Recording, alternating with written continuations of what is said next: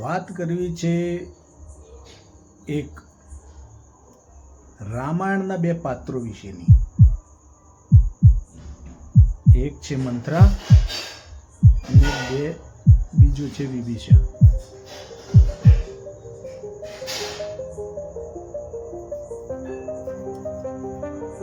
આજના ભાગમાં લઈ લઈએ મંથરાને. કેમ કે મંથરા પાત્ર એક એવું પાત્ર છે કે જેને રામાયણની અંદર રામને વનવાસ અપાવવાનો મુખ્ય સૂત્રાધાર મંથરા હતા. બરાબર. કેમ કે એ ના હોત તો રામ વનવાસ જોત ના. તો બધું ઘડેલું જ હોય, કુદરતનું બધું એ નક્કી જ હોય તો જ બધું થાય.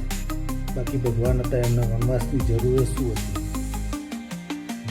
પણ કહેવાનો ભાવાર્થ એ છે કે આપણને બતાવવા માટે, જાણવા માટે, શીખવા માટે બધું રામાયણ જે છે બધું શીખવા માટે, જ્ઞાન માટે જ છે.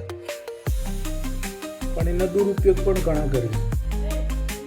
એક તો મંથરા. તો મંથરાએ જે રામના વનવાસ અપાવડાવ્યો, એવી મંથરાઓ આજે ગલીએ ગલીએ, સોસાયટી, ઘર બધા જ મળે છે.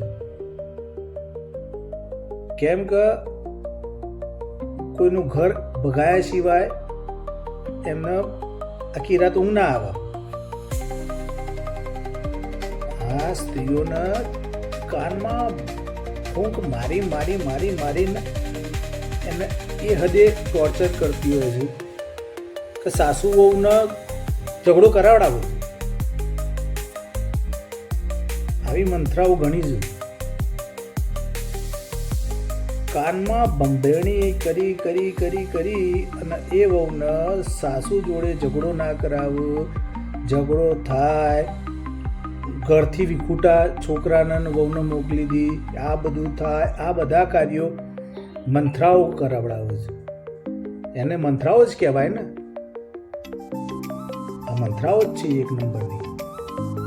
કોઈની કાન બંભેણી કરવી, ઘરમાં ઝઘડા કરાવવા, ટંડા કરાવવા. આવાથી જેની કાન બંભેણી થાય છે એને સમજવું પડે કે ભાઈ આ મંથરા છે, અમારા કાન બંભેરા છે. તો આવી મંથરાઓથી ચેતતા રહો, સાવધાન રહો.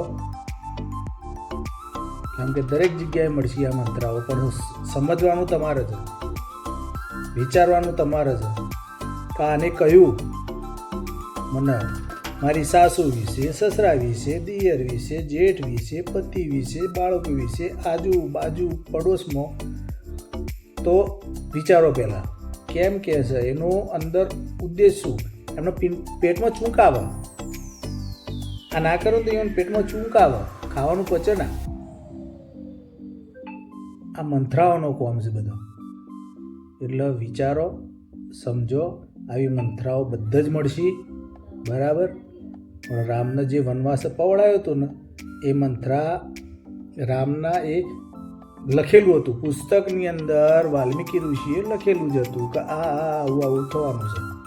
બરાબર. રામ વનવાસ ના જ્યાં હોત તો સીતાહરણ ના હોત, સીતાહરણ ના હોત તો રાવણના જે વંશજોનો પતાયા, રાક્ષસોનો પતાયા, સલ્યા અહલ્યા થઈ, આ બધું ના થતું.